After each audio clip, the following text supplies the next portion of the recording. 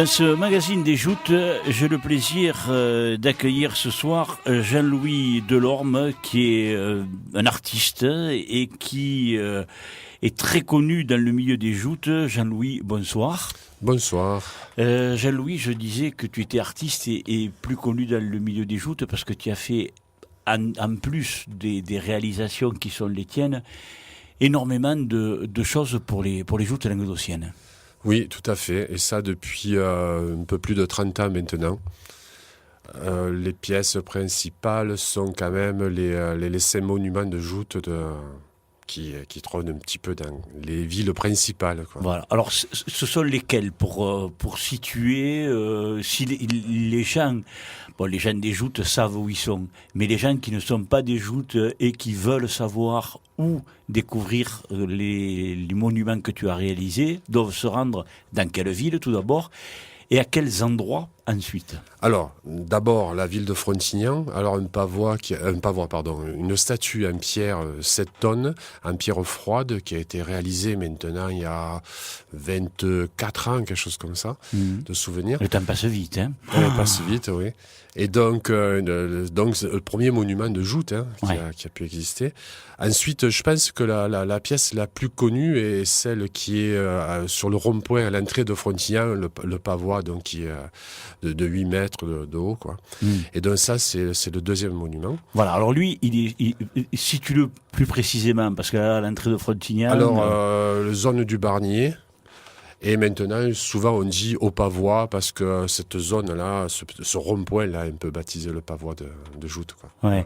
Donc c'est quand on vient de Montpellier... On arrive de Montpellier, voilà. On rentre dans Frontignan. Voilà, parce que nous on sait où il est, donc, mais les gens qui ne savent pas où il est, bien évidemment, s'ils arrivent par Metz, le pavois, ils vont le chercher longtemps, ils ne vont pas le trouver. Tout à fait. Ok, alors après, excuse-moi, je t'ai coupé. Les autres pièces. Donc la troisième pièce, c'est la pièce qui est à l'avenir, réalisée avec mon ami René Castaldo. Donc là, je crois qu'on est en 2011, c'est ça, 2011, donc un monument de 4 tonnes. Et donc une réalisation assez, on va dire, pas moderne dans le sens de l'histoire de l'art, mais moderne par rapport à l'image qui est renvoyée. Une forme de pavois suggérée, un bras et une lance en inox. Et voilà, une belle réalisation qui me rappelle beaucoup de souvenirs. Et j'en profite pour remercier mes amis de l'avenir de m'avoir permis de réaliser ce monument. Ouais. Alors donc au quartier de Quilles. Voilà, donc c'est ça. Voilà. C'est en bordure de la plage de la Corniche. Donc pour les gens qui ne connaissent pas, quand ils sortent de Sète, ils prennent le quartier des Quilles en bordure de la plage, et le monument est là, à l'endroit où se trouve le local de l'avenir, on va dire, et où joute l'avenir des jouteurs sétois, c'est-à-dire dans le canal des Quilles, dans le port des Quilles. Donc il est en bordure de la route, on ne peut pas le rater. Hein. Voilà. Le quatrième monument, il est à Ballaruc-les-Bains. C'est une passe de joute qui a été sculptée sur une pierre qui vient d'Agde. Et alors les dimensions, on est dans les 1,20 m sur 90 de haut à peu près. C'est une tranche de pierre de lave. Et qui s'intègre bien à Ballaruc-les-Bains parce que il se situe sur la jetée, là où il y a le tournoi de joute, et pas loin de là où se positionne le jury. Voilà, un bout de digue là. Et donc quand on regarde cette digue, elle est faite de pierres, et à côté il y a des pierres de lave, il y a même une bite en lave à côté, donc c'est vraiment une pierre de la région. Et c'est vrai, comme tu le dis, moi j'ai la chance de savoir où sont toutes tes réalisations, parce que je les connais, je les ai vues, on les voit très souvent, mais c'est vrai que celle-là, tu disais qu'elle se mariait parfaitement, mais c'est vrai qu'elle se marie parfaitement avec l'environnement, parce qu'il y a cette jetée, et elle est située en bout de jetée, ça fait la petite anse du port de Ballaruc, là où se font les joutes. Tout à fait. Et il est vrai que il y a des, comment dire, il y a des monuments parfois qui tranchent avec le lieu où il se trouve. Mais là, je veux dire que ce monument-là, il est en parfaite adéquation avec l'environnement. On a voulu l'intégrer dans tout cet espace assez transparent et liquide, puisqu'il y a de l'eau un peu de partout. Ouais. Donc c'est une pièce qui est légère et qui n'arrête pas le décor, quoi. Ouais. Et comme le décor, c'est l'eau qui est tout autour, ouais, je suis assez fier de cette réalisation. Ouais, c'est vrai qu'elle est jolie. Hein, c'est... Alors, pour moi qui suis pas un amateur d'art, excuse-moi, hein, là, je vais peut-être te froisser un peu, mais c'est celle que le néophyte en art peut-être le plus apprécier. En dehors du pavois peut-être, parce que le pavois, quand on arrive de Montpellier, là, on se dit ça y est, là on arrive dans les terres de Tout à joute. fait, ouais. Hein? Alors, pour parler du pavois, effectivement, ce que tu viens de dire est très important. Ce pavois, il a ça comme... L'importance du pavois, c'est qu'effectivement, on arrive de Montpellier et on se dit, ça y est, ici c'est le pays des joutes. Ouais. Et je me souviens à l'époque, Alain Morand, qui me fait la commande de ce pavois, et qui a aussi participé à la réalisation de ce pavois, m'a dit, Jean-Louis, on va faire ça, on va écrire comme ça. Et on a étudié ce pavois de façon à ce que, même s'il y a écrit Frontignan sur ce pavois, il a fallu que ce pavois appartienne à toute la région, même aux Sétois à la limite, même à ceux d'Agde, parce qu'il est en limite, on va dire, de zone de joute. Et on imaginait quelqu'un qui arrivait pour la première fois dans la région en disant, c'est enfin ça y est, on est arrivé, c'est là, voilà, c'est le pays des joutes. Quoi. Ouais. Mais c'est vrai, enfin, moi, on a des amis de la famille qui sont venus. Et quand on voit la majestuosité de ce pavois, ils nous ont dit, mais qu'est-ce que c'est ce truc? Et tu sais qu'au départ, ce que ça devait être, hein, Alain Morin me dit, Jean-Louis, tu vas me faire un panneau, et tu vas me faire une petite scène de joute, on écrira... et on mettra 2 poteaux, tu sais, comme on voit sur le bord des routes, quoi. Ouais. Et moi, j'ai dit, Alain, écoute, à faire 2 poteaux, on fait 2 lances, et à faire un panneau, on fait un pavois. Et c'est parti de là, quoi. Ouais. Voilà, Alain, avec son atelier, qui a réalisé toute la partie métallique, à partir de plans, et ça a été un vrai plaisir, ça aussi. Ouais. En fait, je pense que les 5, je n'ai pas parlé du dernier, on va mais les 5 monuments ont été vraiment partie de plaisir, on va dire. On va y revenir après sur chacun, si tu veux bien. Là, on parle que des pièces royales, hein, parce qu'on est vraiment que dans les monuments. Ah oui, non, mais attends, moi j'invite un artiste, j'invite pas un sculpteur ou un peintre de pacotille, là, quand même, attends. Là, t'es peut-être trop gentil. Non. Après, le 5e monument qui est tout récent. Hein. Alors, tu t'imagines on s'est permis, tellement qu'on aime les joutes dans notre région, de faire un monument pour les enfants, parce que c'est l'école de joute, en fait. Oui. Ça, c'est quand même super. Ouais. Même eux, ils ont leur monument. Et alors là, Francis Lebas, je le remercie, parce que là, il m'a fait un plaisir de me commander une pièce comme ça. Alors là, c'est le top, quoi. Alors, c'est vrai que celui-là, en plus, il est bien en ville, quoi. Je veux dire, dans le centre, Square Sissi à Bélan. Oui, voilà. En plus, l'espace Sissi à Bélan. Un espace. Alors, une grande histoire. Il devait être à tel endroit, près du siège. Oui, non, les bâtiments de France.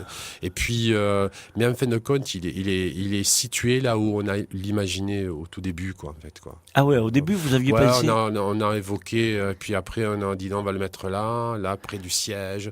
Ah, parce que moi, je pensais que sa place aurait été plutôt au niveau du rond-point, tu vois, au bout du mall, là, au bout de la promenade de J.B. Marty, là, avant le théâtre de la mer. Franchement, là où il est bien. Hein. Ah non, mais attends. Là, il est... non, ne me fais pas dire ce que j'ai pas dit. Avec ce palmier à côté, là, il y a un contraste, là. Et puis là, on joute, là aussi. Oui, oui. Puis le défilé passe par là. Il y a vraiment... il est bien. Ah, mais il est vrai qu'à cet endroit, il y a toute une symbolique. Parce que cet endroit-là, précis, où il est, c'est le défilé de la Saint-Pierre passe par là. Ah oui, voilà. C'est un beau rond-point, quoi. Ah oui. C'est un endroit, le square Sissi à Bélan, qui est vraiment un point central lorsqu'il y a la fête des pêcheurs. Oui, parce que cet espace-là, lorsqu'on sort Saint-Pierre le vendredi soir, il passe devant ce monument. Lorsqu'on le ramène pour aller à la sortie en mer, c'est ce que les gens appellent la sortie en mer, qui est plutôt, moi j'appelle ça un hommage aux marins disparus, on y repasse, tu vois. Et comme tu le dis, après les défilés des jouteurs, eux aussi empruntent cette rampe Paul Valéry et le square Sissi à Bélan. Et c'est vrai que cette pièce-là, elle est vue et à la fin même, alors ça va peut-être un peu te froisser là aussi, mais maintenant, pourtant c'est le dernier des monuments celui-là, hein, qui a c'est été. peut-être pas le dernier. Non, mais actuellement c'est celui le dernier qui a été réalisé pour l'instant, hein, je veux dire. Déjà un faire un, c'est pas mal. Faire un 5, une petite collection qui commence. Mais ce que j'allais dire, c'est que ce dernier monument-là réalisé, il est tellement bien. J'allais dire noyé, c'est pas le bon terme, mais il se marie tellement intégré. Et c'est ça l'importance, parce que mettre une œuvre d'art qui s'intègre pas, tu détruis tout dans la limite. Hein. On a intégré, les couleurs ont été choisies pour et tout. Voilà. Il faut voir les façades autour, environnantes. On n'a pas voulu choquer, on a voulu faire partie du décor. Alors justement, là tu me tends une perche magnifique, mon ami. C'est parce que en règle générale, quand des fois il y a des monuments, ils interpellent les monuments. Les tiens, alors je sais pas si c'est voulu, pas voulu, fait exprès, réfléchi, pensé, appelle-le comme on veut, tu le qualifieras toi-même, ou tu nous l'expliqueras. Les tiens, mon pauvre, ils se marient avec tous les espaces où ils sont. Que ce soit les cinq. Moi je me rappelle du premier, quand tu m'as dit je vais sculpter une pierre. Je t'ai dit, moi le premier, je t'ai dit, mais Jean-Louis, et où tu vas la mettre? Quand tu m'as dit, je vais la mettre là, au sortir du pont, j'ai dit, moi, là Jean-Louis, et puis, cette pierre-là, mon ami, si on la levait, maintenant, elle manquerait. Ah oui, tout à fait, Tu vois ce que je veux dire? Et pour l'enlever, il faut être fort, je te le dis. Parce que c'est un sacré truc. Hein. Non, mais... j'ai des photos de ça quand on a implanté ce monument. Une grue qui était presque sur le pont avec, tu sais, les grues géantes avec 3 brins.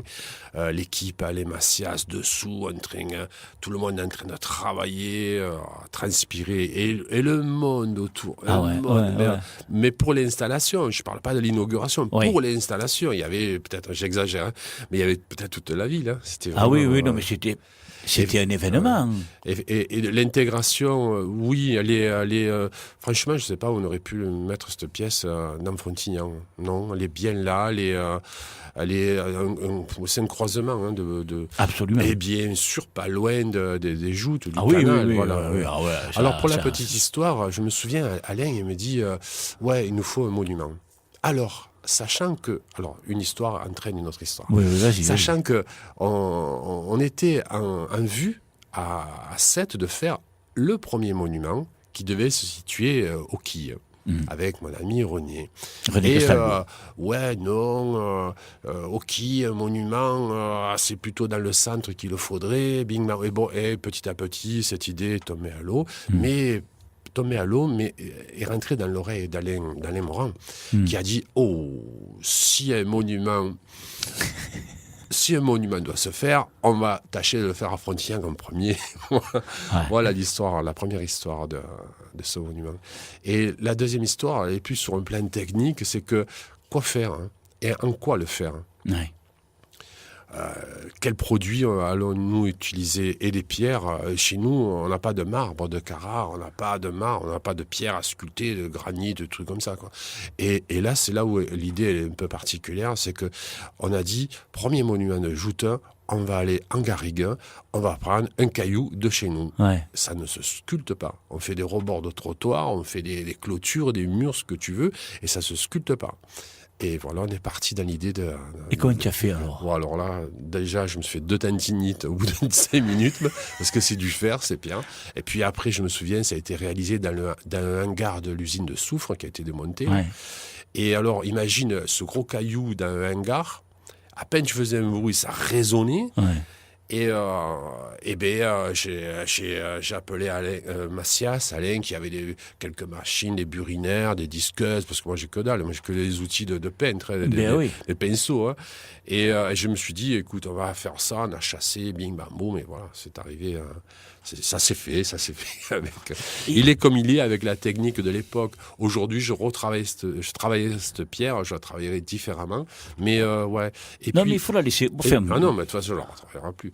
Et cette forme, elle est un peu comme ce que porte Obélix, comment ça s'appelle déjà ? Un menhir. Un menhir. Et je me suis dit, la puissance des joutes fait que c'est un peu le caillou d'Obélix, tu vois, cette force-là. Ouais. Voilà, c'est notre menhir à nous, là. Voilà, tu vois, cette forme un peu allongée. Là. Et Jean-Louis, est-ce que tu me réponds franchement, sans trahir de secret véritablement, est-ce que quand quelqu'un te parle d'un projet, c'est quelqu'un qui vient avec une idée ou c'est quelqu'un avec qui tu discutes de cette idée dans le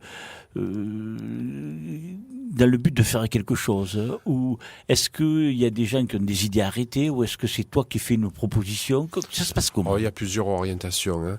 En vérité, dans un premier lieu, quand on s'adresse à moi, c'est qu'on connaît mon travail et on dit, tiens, on va demander à Jean-Louis s'il ne pourrait pas nous faire quelque chose. Déjà, ça commence comme ça.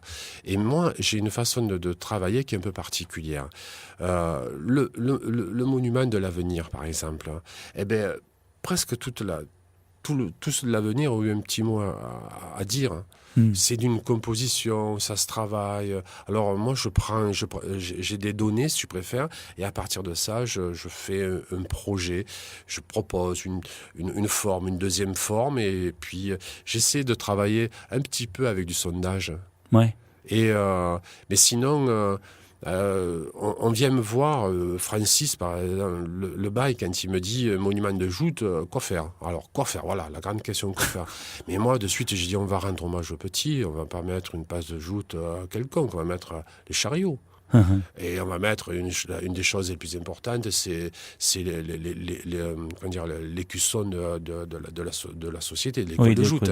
Et donc, ce petit mélange-là, d'ailleurs, on le retrouve sur le programme un petit peu de cette année d'école de joute. Hein. Et donc, voilà, c'est cet esprit-là. Quoi. Mais en fin de compte, je prends un papier, un crayon, et à côté, j'écris le désir, le souhait de celui qui me demande quelque chose. Et puis, c'est une conjugaison, quoi. C'est un mélange de tout ça. D'accord. Et après, comment choisis-tu le matériau? En fonction de l'emplacement. D'accord. Déjà, quoi mettre. Et puis, il y a une question de prix aussi. Ouais. Ce qui peut être fait moulé peut être fait à marre de Carrare. Il y a une question de budget, il y a technique où ça doit être fait, les conditions de travail. Ça doit être fait à l'extérieur, ça doit être fait sur place, ça doit être fait dans un hangar, ça doit être transporté.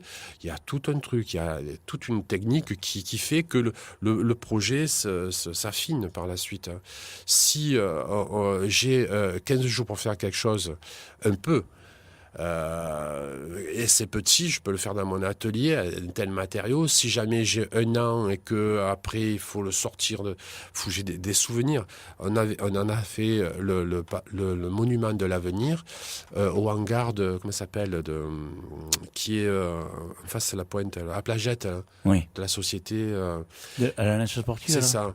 Mais pour le sortir, il fallait être un génie comme René Castaldo pour sortir ce truc comme ça.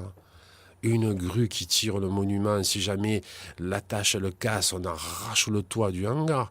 Mais on savait qu'il fallait faire ça en tel produit, avec tel produit, telle façon de mouler. Tu sais, je vois que tu aimes la cuisine et je vois que tu aimes les recettes. Et bien, c'est comme ça un peu, tu vois. Ouais. Tu sais que tu veux faire un bon repas et on te dit, tiens, fais-moi un bon repas et tu ouvres un peu ton frigo, tu vas aller un petit peu au marché à côté, tu vas compléter, tu vas faire ton bon joli plat, quoi. Ouais. C'est un peu ça. Le produit, il n'est pas fini quand on te le demande. Tu vas le faire vivre avec la vie des autres, avec la technologie, avec beaucoup de choses, quoi. C'est... non, j'ai jamais fait un monument fini avant de le commencer, quoi. Voilà. Mais, et après, il y a des fois où tu sens quelque chose et puis où tu te dis, ah non. Jamais, Jacques. Jamais. Je vis mes pièces. Je vis mes pièces. Ouais. Ah, je vis mes pièces. J'ai jamais. C'est peut-être prétentieux ce que je vais dire. Non, mais après, si je parle pas, voilà quoi.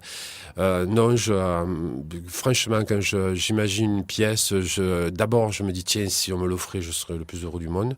Et si elle était dans mon jardin, je serais hyper content. Et je la fais vraiment avec amour. Hein. Donc, je doute pas. Ouais. Après, je peux donner à choisir à des gens entre ça ou ça. Oui, tu vois. Oui. Et là, mais c'est avant d'attaquer que tu fais Oui, avant d'attaquer. Ouais. Mais après, quand c'est fait, tu peux avoir un incident technique qui fait qu'un truc se casse. Mais ça, voilà. Oui, après ça, ce sont les aléas. Mais non, après, non, si je suis dans le doute, moi, je travaille pas. Je peux rien faire dans le doute. Hein. Je peux pas, c'est impossible. Et est-ce que ça t'est propre à toi, Jean-Louis Delorme, ou est-ce que c'est propre aux artistes? Alors là, je peux pas parler pour les autres. Hein. Non, ça, je suis désolé, Jacques, c'est certainement propre en moi. Hein. Je pense, parce qu'on est tous différents. Moi, je connais des artistes qui, pour travailler, ils doivent tomber une bouteille d'alcool ou se doper. Moi, non, je suis calme dans ma tête, autour de moi. Tu vas dans mon atelier, c'est un havre de paix. Hein. Déjà, il y a des amis qui viennent se reposer dans mon atelier. Alors, on va te dire. Non, je peux pas stresser, j'ai pas le droit. Non, faut que ça se passe. Quelquefois, je suis un peu speed dans le travail par rapport au timing. Surtout quand les jouteurs, tu sais, en général, les jouteurs, ils me demandent un travail une semaine avant de l'offrir. Hein, tiens, Jean-Louis, j'ai oublié. Je voulais te voir dans l'hiver, mais tu vois, la semaine prochaine, il me faudrait. Mais bon, ça, là, je stresse un peu, mais bon, je sais où je vais quand même.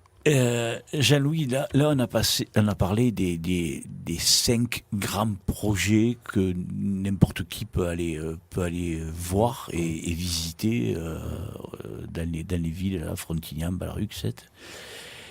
Mais tu fais pas que des travaux de sculpture. Hein. Il y a également des travaux de peinture. Alors, tout à l'heure, tu as parlé des pêcheurs et pas beaucoup de personnes savent que à l'intérieur de la chapelle des pénitents, il y a une œuvre qui fait 5 mètres sur 5 et qui représente la pêche miraculeuse et qui est tout en relief, à peu près 50 cm d'épaisseur. Ouais, ça c'est une pièce assez qui est pas de sculpture, qui est travaillée dans le bois, découpée et peinte. Et c'est à voir, franchement c'est à voir. Et toi qui l'as fait ça aussi? Ah oui. Ah ben je savais pas. Ah ben tu vois. Tu vois, c'est une pièce on majeure. Comprend pourquoi la vieille ne voulait pas mourir. C'est une pièce majeure. C'est vraiment une pièce majeure. Ah mais tu vois, je savais même pas. Tout en extrême figuration. L'extrême figuration, c'est ma technique qui est faite de figuratif, de ressemblance au plus possible. Et la matière, les matériaux apportent beaucoup plus de réalisme. Donc, quand tu regardes ce tableau, il y a des poissons qui sont dans un filet. Il y a une barque qui est découpée. Il y a le plat-bord, il y a toutes les épaisseurs qui ont leur importance. Ah oui, mais en plus, je la vois bien. Oui. Mais moi, donc, je ne savais pas qu'elle était de toi, cette réalisation. Les gens associent mon nom aux joutes, mais franchement, c'est pas dommage, hein, je suis flatté, hein, mais de temps en temps, il devrait venir dans l'atelier, il y a des pièces qui circulent, qui sont intéressantes. Et c'est comme le travail que tu as fait à l'avenir. Alors ça a été fait avec l'école le lycée de la mer. Oui. Et il y a quelques années de ça. C'est une fresque qui est extrême figuration aussi, c'est-à-dire matière et tout. Et ça a été fait avec mes élèves. Hein. Oui. Voilà. Et là aussi, c'est pareil.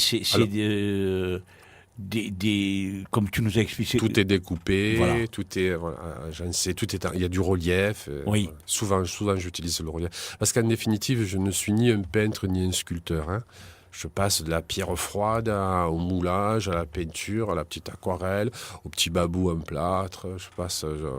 Faut ce qu'il faut. Ouais, parle-en aussi, ça, je ne sais plus, tu vois, les petits trophées. Alors, les babous. Alors, le babou, c'est, pour ceux qui ne connaissent pas, c'est un héros languedocien qui a l'apparence d'un petit ours et qui est ami avec Porcas, qui a l'apparence d'un petit cochon, et Pinot, qui a l'apparence d'un petit lapin, d'un lièvre, ou un lapin, allez, un lièvre, on va dire.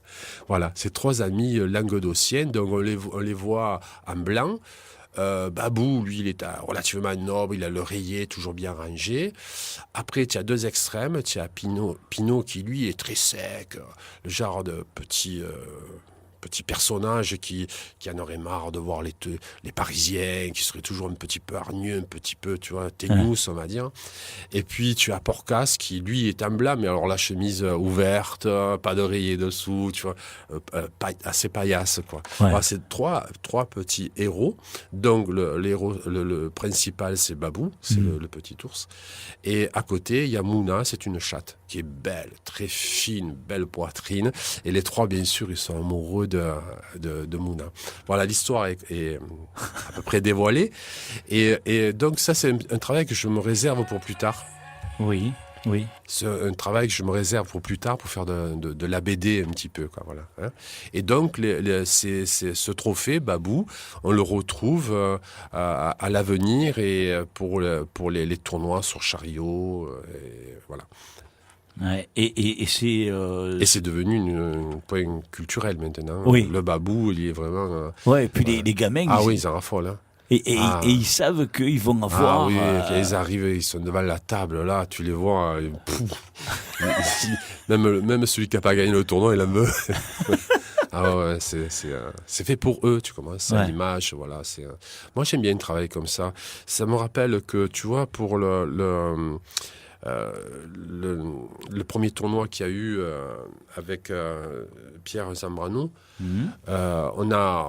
j'ai fait tous les trophées, quoi. Et on s'est posé une question. On s'est dit quoi faire, en fait. Et on n'a pas fait différence entre les lourds et toutes les autres catégories. On a tous la même dimension, tous amoureux des joutes, tous le même trophée. On a changé un petit peu les couleurs par rapport au premier prix, deuxième prix, tout ça. Mais je veux dire, le gamin a gagné le même prix que le lourd. Et moi, j'aime bien, justement, pas faire trop de différence dans ces catégories-là. Non, mais c'est vrai que c'est... De manière à respecter tout le monde, quoi. Ouais, non, mais c'est vrai que c'est... Que c'est chouette de parvenir à récompenser du plus grand au plus petit de la même manière. Enfin, c'est bien, moi je trouve que c'est important. Hein. Ah oui. Parce que la victoire pour un enfant, je veux dire, un tout petit qui gagne une Saint-Louis, il a gagné une Saint-Louis, c'est pas rien. Ou n'importe quel autre tournoi, c'est le vainqueur. Le vainqueur, tout est proportionnel. Hein, voilà, absolument. Et moi j'ai trouvé justement, voilà, c'est les 10 ans à la JPC, et c'était bien de justement marquer ça comme ça, voilà. C'est vrai. C'est important. C'est vrai. Ouais. C'est pour ça que, tu vois, une confidence en appelle une autre. Auparavant, il y a fort longtemps, où je recevais les poids lourds et uniquement les poids lourds. Tu peux faire venir les petits. Il y a 35 ans. Ouais. Ah, ouais. Le problème, c'est que maintenant, j'ai ouvert des juniors, seniors et lourds. Oui. Et dans la partie magazine, donc celle d'aujourd'hui, du jeudi, c'est plus magazine, c'est-à-dire les gens qui font les joutes, les gens qui sont dans les joutes, les gens qui sont à côté des joutes, mais qui ont tous un rapport avec les joutes. Comme toi, tu es... excuse-moi de te qualifier comme ça, c'est très restrictif, mais dans les joutes, tu es l'artiste des joutes. C'est gentil. Non, mais c'est vrai, les gens te reconnaissent en tant que tel. Oui. Et ça me fait plaisir aussi parce que... Mais c'est la vérité, Jean-Louis. Ouais, je suis monté une seule fois sur une Tintin, mais alors qu'est-ce que j'ai vu comme passe de joute? Oui, mais des joutes, premièrement, tu en vois. Deuxièmement, tu as fait tout un tas, on a parlé de ces 5 œuvres majeures, on vient de parler donc des récompenses qu'il y a eu pour les tout petits, les récompenses que tu fais pour les prix de toutes les autres catégories. Maintenant, moi, j'aimerais qu'on aborde un autre sujet. Donc, c'est pour ça, je referme la parenthèse sur Jean-Louis Delorme, l'artiste des joutes. Moi, c'est comme ça que je te baptise et que beaucoup de gens te connaissent, Jean-Louis. Alors, c'est vrai que d'un côté, c'est restrictif, mais après, bon, les gens savent que tu fais tout un tas d'autres choses et que tu as d'autres fonctions aussi. Et j'aimerais que tu parles, parce que là, c'est le week-end de fête de Frontignan. J'aimerais que tu parles des récompenses que tu fais dans le cadre de la fête de Frontignan, où chaque année, pour le 14 juillet, il y a ce grand tournoi qui, pour Frontignan, représente beaucoup et qui permet à tous les jeunes de Frontignan de pouvoir monter sur la Tintin et de jouter. Et auparavant, c'était Marcel Viola qui réalisait... Maurice Viola qui réalisait les pavois. Et depuis le décès de Maurice Viola, la Société des jouteurs de Frontignan et la municipalité, je ne sais pas qui c'est qui te le demande exactement, t'as mis en charge de faire ces premiers prix, qui est donc un pavois décoré. Et une lance maintenant. Absolument, et qui récompense le vainqueur de ce tournoi local de Frontignan. Alors, j'aimerais... Comment, d'abord, toi, tu l'as vécu, cette demande-là? Alors, donc, déjà effectivement, on a parlé de Maurice Viola, et on s'est très bien connus. Et en 2007, Maurice Viola était fatigué déjà. Et puis Alain Morin me demande de réfléchir au cas où le pavois de Maurice ne pouvait pas se réaliser, de penser à le faire. Donc en 2007, j'ai démarré, donc c'est pour ça que cette année, je fête mes 10 ans d'anniversaire de pavois du 14 juillet. Alors à savoir que le pavois du 14 juillet, déjà le 14 juillet, pour un Frontignanais, c'est, je ne sais pas s'il y a plus important, quoi. Ah oui. C'est vraiment le tournoi qu'il faut gagner. Ouais. Alors juste une petite parenthèse, tu m'as fait le grand plaisir de m'apporter les photos. Donc je dis aux gens qui écoutent l'émission qu'ils peuvent le retrouver aussi dans l'album photo qui correspond à notre émission de ce soir. Continue, excuse-moi. Alors, donc, tu vois, par respect, justement, c'est une tradition qu'on a voulu perdurer. Alors, venant à la suite de Maurice, j'ai gardé le caractère écrit un petit peu de Maurice. J'ai gardé un petit peu la déco qui est en haut et en bas du pavois de Maurice pour pas trancher. Ouais. Déjà, j'ai tranché énormément dans la tradition. Les pavois étaient blancs, avec beaucoup de couleurs. Moi, les miens sont foncés. Version bois. Ils sont travaillés toujours avec du relief. Ouais. Et là, donc, j'ai apporté mon identité. Mais c'est pas parce que j'ai tranché ou apporté mon identité que j'ai coupé la tradition. Ouais. On a tout le temps les armoiries de la ville. Oui. Voilà. Alors après, peut-être que je travaille aussi un peu plus dans le côté commémoratif. Alors, par exemple, le pavois de l'année dernière, celui de 2016, pour ceux qui connaissent ce tournoi le 14 juillet, il y a une scène où on voit des enfants en train d'attraper des canards. Et tu sais que nous, on a un pont de chemin de fer, et que quand il y a une histoire de... je dis pas pont de chemin de fer, j'ai une bêtise. Il y a un pont, et qu'il faut qu'il se lève, et les bateaux profitent pour passer, donc le tournoi est interrompu. Ouais. Et ceux qui connaissent le tournoi du 14 juillet, ben on voit, on a la famille Amahu, tout ça, qui jette les canards, et on a tous ces enfants. Et ça, c'est de la tradition. Ouais. Et ils mettent ça sur un pavois, bon, déjà, c'est osé, mais oui, mais on est à Frontignan, là. On est nulle part ailleurs. Ouais. Et ça, quand on te commande un pavois du 14 juillet, tu es obligé de connaître ta ville. Hein. Ah oui. Tu peux pas faire un impair, parce que là, il y a trop de familles en jeu. Donc, voilà. Donc, le pavois du 14 juillet, c'est connaître la ville, connaître la tradition, aimer les joutes. Et pour moi, c'est une grande responsabilité parce que beaucoup de pavois se garderont, mais un pavois du 14 juillet, là, toutes les familles, les 10 qui ont été gagnées 10 dernières années, Mais ils n'ont pas quitté le pavois de 1 mètre. Hein. Ils sont venus avec. Ouais. Les maires des enfants qui ont gagné ont amené ce pavois et ils ont dit je le pose, l'accrochage est à telle heure, je prends mon pavois. C'est vraiment, ah oui, mais ça, c'est vraiment c'est une relique. C'est un truc vraiment particulier. Quoi. Ouais. Et d'ailleurs, pour preuve, tu as beaucoup parlé d'Alain Morand, que j'inviterai au cours de l'émission, parce qu'Alain, il est intarissable aussi. Mais Alain Morand a aussi réalisé un livre qui est une véritable Bible. C'est une rétrospective. Ah c'est l'histoire du 14 juillet. Et son livre, je crois qu'il a dû s'arrêter dans les 2015, quelque chose comme ça, 2016 je crois. Hein, il va falloir... Je sais plus gelé, mais c'est un document. C'est un vrai document qu'il a réalisé. Ah, mais toute l'histoire du 14 juillet. Ah oui, parce qu'on dit, mais le travail qu'il a dû accomplir pour... Ah oui. C'est un peu notre historien des joutes sur Frontignan. Ah ouais. Alors tu vas, je sais pas si tu connais son atelier, mais il a le bureau derrière. Oui. Et mon bras, tu vois son bureau, tous les documents qu'il a.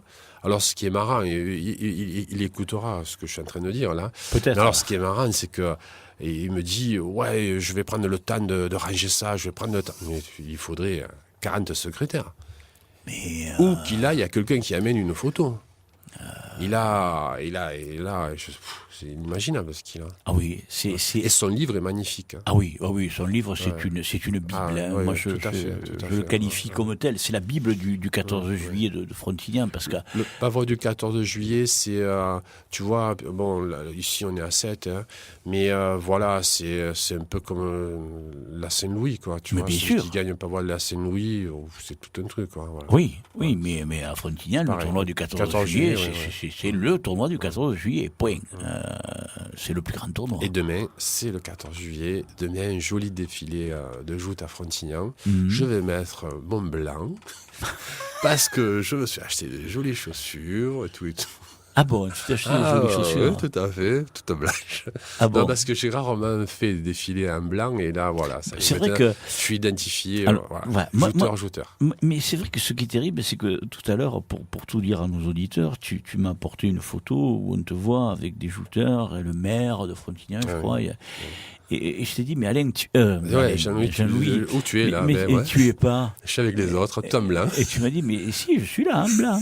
Mais j'ai tellement peu, pas du tout, même à l'habitude de te voir en blanc. Eh oui, parce que tu vois, quand on a fait l'inauguration, on regrette aussi un petit peu, quand on a fait l'inauguration du monument de l'avenir, j'avais une chemise rayée blanche et bleue. Je me suis dit, tiens, je suis l'artiste mieux.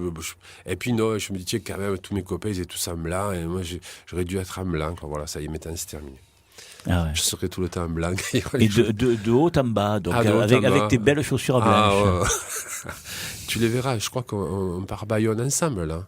Oui. Ah ouais, tu sais que je vais à Bayonne. Ah ouais. J'amène le challenge et d'autres pièces à Bayonne. Voilà. Tu nous as dit quelques mots de Bayonne Non, j'ai eu Yves Salle au téléphone tout à l'heure. Il va passer le week-end avec nous là. Il va venir à l'atelier voir ce que j'ai préparé, ce qu'on a préparé ensemble. Tu vas voir, il y a une belle pièce qui part à Bayonne. Là. Ah ouais. Donc c'est le pavois que officiel, ça va être leur challenge. Ah d'accord. Ça y est, ils ont maintenant dans leur défilé, ils auront leur pavois. Ah donc c'est le pavois qui viendra récompenser le vainqueur du tournoi. Du tournoi, chaque année. D'accord. Chaque année, ce sera ils inscriront le nom des vainqueurs au dos du pavois, tu sais, voilà. Ah ouais. Donc alors un jour tu vas à Marseille, le lendemain tu pars à Bayonne. Ouais, on n'est pas loin, c'est pas loin. Et pourquoi tu es allé à Marseille alors? Moi, j'étais mes chaussures blanches. Ah d'accord. Il l'a dit quand même, il l'a dit. Parce que à Frontignan, il n'y a pas de marchand de chaussures. Si, mais toute blanche comme ça, c'est difficile, tu sais. Ah ouais, c'est difficile. Hein. Quand je vois dans les défilés les gens qui ont et la semelle noire, tout ça, bah, j'entends les critiques. Alors j'ai dit, moi, il ne faut pas qu'on me critique, que je sois tout en blanc, la tête aux pieds. Voilà. Bon, donc je languis de voir tes chaussures blanches. Oh, elles sont blanches, c'est tout, il n'y a rien de plus. Hein. Jean-Louis, qu'est-ce qu'il y aurait encore à dire sur... parce qu'il y en a plein de choses à dire. Mais on va rester dans le domaine des joutes. Est-ce que j'ai manqué des choses encore en dehors de toutes les réalisations je sais que tu les fais pour des commémorations sur les pavois, des peintures, Quand je suis arrivé à Frontignan... revenu, parce que je suis pas natif de Frontignan, je suis natif de Marseille, mais ma famille est de Frontignan. Et donc, sorti de l'école en 84, sort des Beaux-Arts d'Aix-en-Provence, j'arrive à Frontignan et j'assiste, je retourne voir les tournois de joute et je me suis dit, il y a beaucoup à faire. Il y a beaucoup de choses à faire parce que, tu vois, on offrait des coupes, par exemple. Oui. Et moi, je me suis dit, mais c'est dommage, parce que ces coupes-là, c'était joli, mais c'était les mêmes qu'il y avait au boule, qu'il y avait à la belote, tu vois, tu gagnais quelque chose, tu gagnais une coupe, quoi. Et je me suis dit, il y a beaucoup de choses à faire dans le milieu des joutes. Ouais. Il y a énormément de choses à faire dans le milieu des joutes. On va essayer de personnaliser davantage et de donner un peu plus d'authenticité, et créer peut-être une tradition un peu plus forte, en changeant un petit peu tout le côté, pas dire esthétique, mais surtout concernant les trophées, d'apporter quelque chose de nouveau, quoi, sans froisser les traditions. Ah ben oui. Toujours, on peut être, on va dire, moderne, contemporain, mais en respectant la tradition. Hein. Ouais. Bon, il y a des pavois de joute, je ne veux pas critiquer certains, hein, je ne suis pas là pour ça. Non, mais il y a des pavois de joute qui, franchement, ça ne ressemble pas à des pavois de joute. Et il y en a même qui les gagnent, ces pavois, en disant, ouais, j'ai gagné ce pavois. Mais j'aurais vu autre chose. Ouais. Voilà.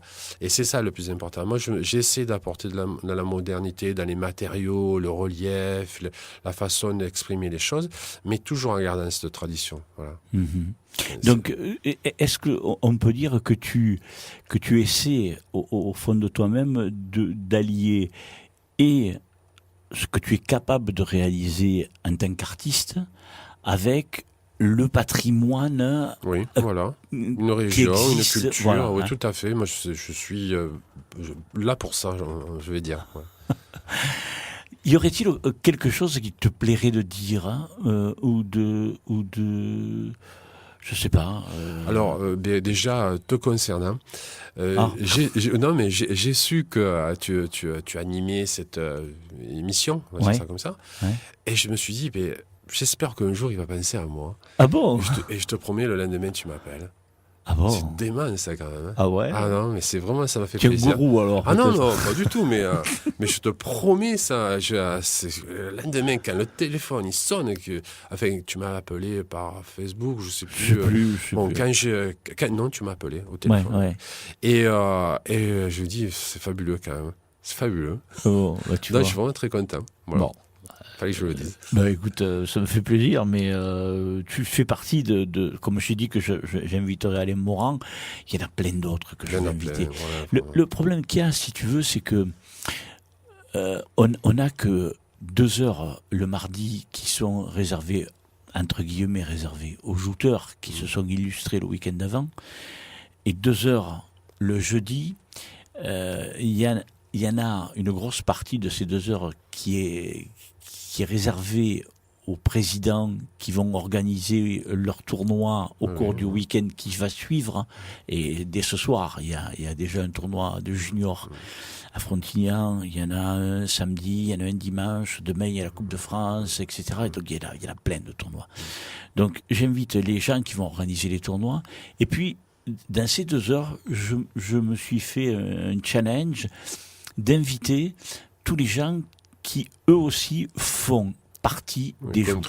Voilà. Et contribuent, aident, participent, etc. Enfin, c'est une famille, tout ça. Ça me renvoie à un souvenir que j'ai de quelqu'un qui avait fait un livre, tu sais, les 1000 portraits, là. Oui, les 1000 photos. Fabuleux, ça. Ouais. C'est fabuleux, ce truc-là. Ouais. Moi, j'ai ce livre, c'est extraordinaire. Tout le monde est là, ce livre. Ouais, c'est fabuleux, ça. On est tous dedans, là. Moi, j'ai été photographié, je crois, au Gros du Roi, lors d'une exposition que j'avais réalisée sur les joutes languedociennes. J'avais fait le circuit de toutes les villes qui organisaient des tournois. Là. Et alors, franchement, je le regarde de temps en temps, je dis, c'est vrai, lui, un tel. Des gens que je connaissais que sur le quai, tu vois, c'est un plus. Hein. Ouais, c'est une grande famille, les Joutes, quand même. Hein. Grande famille. Qu'est-ce qui manque, Jean-Louis? À force de parler d'Alain Morand, je t'appelle Alain des fois. Pour toi, et ça sera ma dernière question, Jean-Louis, qu'est-ce qui manque dans les Joutes, selon toi, en tant qu'artiste, je parle, est-ce qu'il y a quelque chose qui manque? Est-ce que tu verrais quelque chose de mieux? Est-ce que qu'est-ce que ton œil d'artiste fait que pourrait apporter de plus? Franchement, en toute honnêteté, je vois pas je pense pas qu'il manque quelque chose. Je pense que ce qui est important de nos jours, il faut le continuer. Non, manquer, non. Après, avec le temps, ce qui est fait différemment, avec un peu plus de futur. Mais non, je pense pas qu'il manque quelque chose. Franchement, après, sur le plan sportif, on va dire, moi, quand je vois les jeunes jouteurs, dans la catégorie lourd, je trouve que ça joue bien. Le dernier tournoi, celui où on a été obligé de se quitter à cause de l'averse. Oui. Mais franchement, il y a eu de belles passes. Ouais. C'était, moi je vois, on va parler de un particulier, mais j'ai vu de très très belles passes. Ah ouais. Il y a des jeunes et peut-être qu'il y a 3-4 ans, on se disait, ouais, c'est pas beau, c'est pas si, ça, tu vois, c'est de l'escrime. Moi je trouve que ça ajoute bien sur le plan sportif. Je pense qu'on a une génération qui est en train de se mettre en place là. Moi je suis content. Voilà. Après sur le plan art, personnellement, demain, je pense que j'aurai une idée de pavois et je la réaliserai, cette idée. Ça vivra avec le temps. Quoi. Eh ben, écoute, ça a été un grand plaisir, Jean-Louis, que de t'accueillir dans nos studios. On a appris plein de choses. Moi, en tout cas, j'ai appris que la chapelle des pénitents, il y avait ta fresque, ton bas-relief, je sais pas comment on peut l'appeler. Ou comment je sais pas non plus. Voilà, bon. Moi, je dis pièce centrale. Voilà, donc... à cette époque, il y avait le père Garcia. C'est un travail qui devait être mis à l'extérieur. Et heureusement qu'on l'a pas mis à l'extérieur. Parce que c'était fait en bois, entretien. Oui, ça sera abîmé. Tu vois. Il va falloir que je retourne voir ce qui a été fait au quartier haut, chez Bouchon. Parce que ça aussi, c'est des pièces qui sont à l'extérieur, qu'il faut entretenir. Et le pavois à l'entrée de la ville, il faut l'entretenir au moins tous les 4 ans, 5 ans. Et cette pièce qui est dans la chapelle, elle est faite pour aller à l'extérieur, mais elle est à l'intérieur. Donc, Dieu merci, elle est à l'intérieur. Voilà, je pense qu'elle va résister à tous les intempéries. Mais écoutez, je vous conseille d'aller la voir parce qu'en plus elle est magnifique. Hein. Donc moi je la connaissais, mais je savais pas que tu avais réalisé. Voilà, donc la pêche miraculeuse. Ouais. Donc toutes mes félicitations. J'ai été heureux de passer ces minutes en ta compagnie et j'espère que pour nos auditeurs, eh bien, ils ont découvert une facette cachée du Jean-Louis qu'ils ne connaissaient pas. Merci beaucoup, Jean-Louis. Merci, Jacques.